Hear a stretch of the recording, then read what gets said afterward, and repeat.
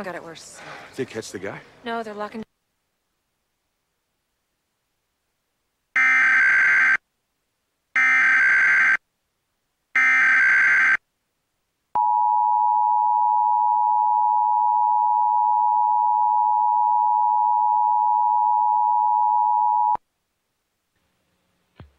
This is a test of the National Emergency Alert System. This system was developed by broadcast and cable operators in voluntary cooperation with the Federal Emergency Management Agency, the Federal Communications Commission, and local authorities to keep you informed in the event of an emergency. If this had been an actual emergency, an official message would have followed the tone alert you heard at the start of this message. No action is required.